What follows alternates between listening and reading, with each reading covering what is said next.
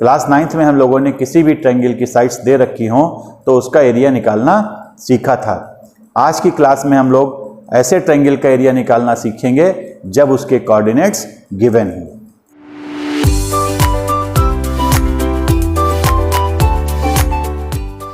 यहां पर triangle ABC given है जिसके vertices x1 y1, x2 y2 और x3 y3 हैं।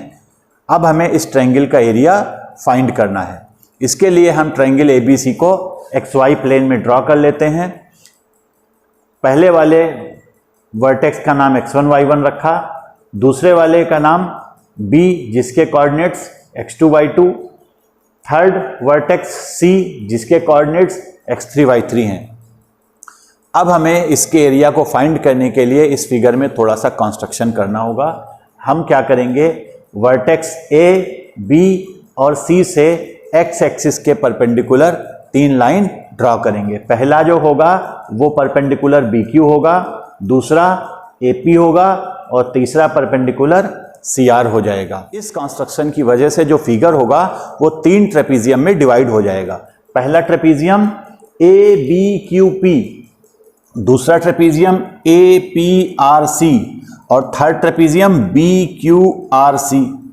तो अगर हम ध्यान से देखें तो क्या करेंगे, हम इस वाले ट्रेपीजियम का एरिया यानी इसका एरिया प्लस इसका एरिया और उसमें से क्या करेंगे, इस वाले ट्रेपीजियम के एरिया को अगर हम माइनस कर दें तो हमें ट्रायंगल का एरिया मिल जाएगा। तो हम लोग क्या करेंगे, यहां पर area of triangle ABC equals to area of trapezium ABQP। ABQP मतलब ABQP plus area of trapezium APRC। APRC का मतलब APRC। उसमें से क्या माइनस करना है, ये वाला ट्रेपीजियम माइनस कर देना है, यानी minus area of trapezium BQRC यानी BQRC। क्या किया हमने, इसको जोड़ा और इस वाले ट्रेपीजियम के एरिया को माइनस कर दिया। अब हमको मालूम है कि एरिया ऑफ ट्रेपीजियम जो होता है वो half sum of parallel sides into distance between them. तो हम लोग यहां पर क्या देख रहे हैं कि एरिया ऑफ ट्रेपीजियम जो है वो क्या है, पहला वाला ट्रेपीजियम अगर हम ABQP की बात करें तो पैरेलल साइड्स हमारी BQ हैं और AP है और डिस्टेंस कितनी है इसकी, QP है। जो परपेंडिकुलर डिस्टेंस या हाइट जिसे कहते हैं वो यहां पर QP है। तो हमारा ये पहला जो एरिया होगा वो क्या होगा, हाफ BQ प्लस AP और डिस्टेंस कितनी हो गई, QP। अब हम दूसरे वाले ट्रेपीजियम यानी APRC का एरिया देखते हैं। इसके लिए जो पैरेलल साइड्स हैं वो AP और CR हैं और परपेंडिकुलर डिस्टेंस कितनी दे रखी है, PR। यानी क्या हो गया, half AP plus CR into PR।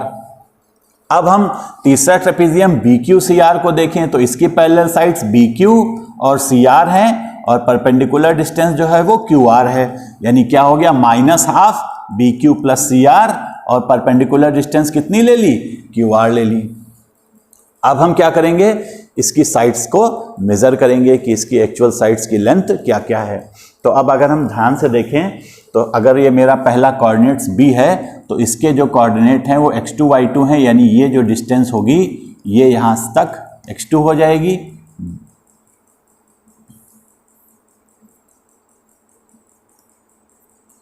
और y2 है तो ये डिस्टेंस जो है वो y2 हो जाएगी।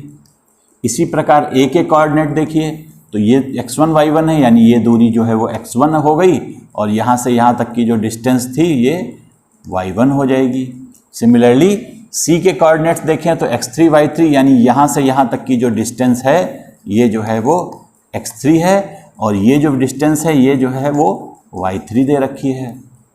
तो अब हमको सभी डिस्टेंसेस मालूम है, एक एक करके हम उसकी वैल्यू को पुट करते हैं। तो सबसे पहले देखिए यहाँ पर BQ है तो BQ का मतलब क्या होगा, BQ का मतलब है यहाँ पर ये डिस्टेंस यानी ये दे रखी है y2, तो हम यहाँ पर y2 रख दिए। उसके बाद AP देखिए, AP कितना है, y1 है, हमने यहाँ पर y1 रख दिया। उसके बाद परपेंडिकुलर डिस्टेंस QP है तो परपेंडिकुलर डिस्टेंस QP है तो QP जरा देखिए, यहाँ से यहाँ तक की दूरी जो है वो कितनी मानी है मैंने, x1 मानी है और यहाँ से यहाँ तक की दूरी x2 है। यानी QP की अगर हम बात करेंगे तो QP कितना हो जाएगा, x1 माइनस x2, यानी QP की जगह हमने क्या रख दिया, x1 माइनस x2। अब हम दूसरे ट्रेपीजियम को देखते हैं। तो दूसरा ट्रेपीजियम हमारा APRC है। तो इसकी पैरेलल साइड कौन कौन सी हो गई? Y1, दूसरी Y3। तो हमने यहाँ पर क्या लिख दिया? Y1 plus Y3। अब इसके बीच परपेंडिकुलर डिस्टेंस देखिए कितनी है? PR है। तो PR के लिए ये डिस्टेंस कितनी है? Y3 है। और ये वाली डिस्टेंस जो है वो ये डिस्टेंस X3 है और ये डिस्टेंस कितनी है? X1। तो X3 माइनस X1 हो जाएगा, यानी इसकी जगह पे हमने कितना रख दिया? X3 minus X1। अब देखिए जो थर्ड वाला ट्रेपीजियम है वो है BQRC। BQRC को अगर हम ध्यान से देखें तो BQ की वैल्यू मतलब जो ये साइड है वो कितनी है? Y2 है और Y3 है, यानी Y2 प्लस Y3, यानी हमने यहाँ पर क्या रख दिया? Y2 plus Y3। और परपेंडिकुलर डिस्टेंस इसके बीच कितनी है? QR। तो QR की वैल्यू के लिए क्या हो जाएगा? X3 में से किसको माइनस करेंगे हम? X2 को माइनस करेंगे, यानी इसकी वैल्यू जो हो गई वो X3 माइनस X2 हो गई। देख रहे हैं कि तीनों में जो है वो हाफ कॉमन है, तो आप हाफ को कॉमन ले लीजिए और साथ साथ इसको सिंप्लीफाई भी करते जाइए। तो पहले हम इन दोनों ब्रैकेट को जब मल्टीप्लाई करेंगे तो Y2 जो है वो X1 माइनस X2 से मल्टीप्लाई होगा, यानी ये वैल्यू जो होगी वो Y2 X1 minus Y2 X2 हो जाएगी। उसके बाद देखिए, उसके बाद Y1 को दोनों से मल्टीप्लाई करिए तो plus Y1 X1 minus Y1 X2। इसको देखिए जरा सा, ये Y1 दोनों से मल्टीप्लाई होगा तो plus Y1 X3 minus Y1 X1। ऐसे ही Y3 को मल्टीप्लाई करिए दोनों से तो plus Y3 X3 minus Y3 X1।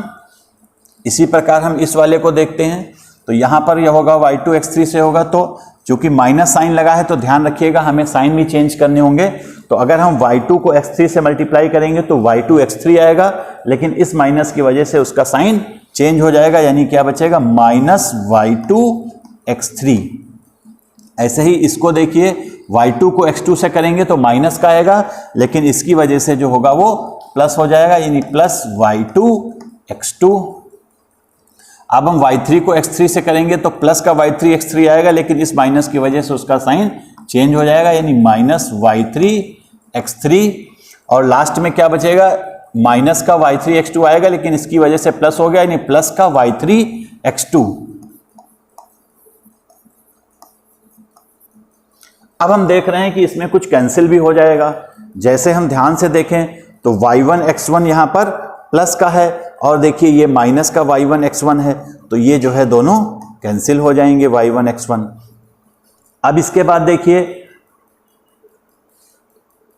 Y2 X2 ये प्लस का मिला और माइनस Y2 X2 भी जरूर होगा, ये देखिए माइनस Y2 X2 भी मिल गया। ऐसे ही Y3 X3 प्लस का मिलेगा और दूसरा माइनस Y3 X3 भी मिलेगा, यानी ये जो है हमारे कैंसिल हो जाएंगे। अब हम इनको अरेंज कर लेंगे। तो सबसे पहले हम किसको अरेंज करेंगे? X1 वाले को अरेंज करेंगे। तो जब हम X1 वाले को अरेंज करेंगे तो ये हो जाएगा हाफ। आप X1 को अरेंज करिए तो देखिए X1 वाले कौन कौन से हैं? एक ये है X1 का और दूसरा X1 का कौन सा है? ये वाला। तो अगर हम X1 वाले को अरेंज करेंगे तो ये आ जाएगा Y2 माइनस Y3। अब दूसरा किसको अरेंज करिए? X2 को अरेंज करिए। तो X2 वाले जरा देखिए कहां कहां है। एक X2 ये है जिसमें माइनस का Y1 है और दूसरा X2 कहां है जिसमें प्लस का Y3 है। तो अब क्या बचेगा? X2 Y3 माइनस Y1 आ जाएगा। ऐसे ही X3 वाले को जरा देखते हैं, इसमें X3 कॉमन ले लेंगे। तो X3 जब हम कॉमन लेंगे तो एक ये प्लस का Y1 इसमें मिल रहा है और दूसरा क्या है? माइनस का Y2, यानी आ जाएगा Y1 माइनस Y2। यही हमारा एरिया ऑफ ट्रायंगल का फार्मूला होता है। तो एरिया ऑफ ट्रायंगल का फार्मूला क्या हुआ? Half X1 Y2 minus Y3 plus X2 Y3 minus Y1 plus X3 Y1 minus Y2। इस प्रकार हम लोग एरिया ऑफ ट्रायंगल के फार्मूले को फाइंड कर लेंगे। इस फार्मूले को याद करने की शॉर्ट ट्रिक भी बता दें। जैसे एरिया ऑफ ट्रायंगल निकालना हो तो ये कितना हो जाएगा? ये हो जाएगा हाफ सबसे पहले हम लोग x1 लिखेंगे, उसके बाद अगर 1 है तो हमेशा अंदर 2 और 3 होगा। उसके बाद क्या करिए, x2 लिखिए। जब x2 लिखेंगे तो 2 का यूज़ हो चुका है, तो इसके बाद क्या आता है, 3 आता है, फिर 1 आएगा। उसके बाद हम x3 लिखेंगे। x3 जब लिखा तो 3 के बाद हमेशा क्या आएगा, 1 आएगा, और 1 के बाद 2 आएगा। तो इस टाइप से हम इस फार्मूले को याद कर लेंगे। यानी सबसे पहले हाफ x1 लिखा तो अंदर ब्रैकेट में 2 और 3 आएगा, यानी y2 माइनस y3 आएगा। प्लस x2 लिखेंगे तो अंदर ब्रैकेट में 2 के बाद जो है वो 3 आएगा, और 3 के बाद 1 आएगा। उसके बाद x3 लिखेंगे। x3 के बाद 3 के बाद हमेशा क्या आता है, 1 और 2, तो ब्रैकेट लगा के y1 माइनस y2 लगा देंगे और ब्रैकेट को क्लोज कर देंगे। तो इस प्रकार हम एरिया ऑफ ट्रायंगल के फार्मूले को आसानी से याद भी कर सकते हैं। उम्मीद करते हैं आपको ये टॉपिक अच्छा लगा होगा। अगर मेरा चैनल अच्छा लगे तो इसे लाइक और सब्सक्राइब जरूर कीजिए।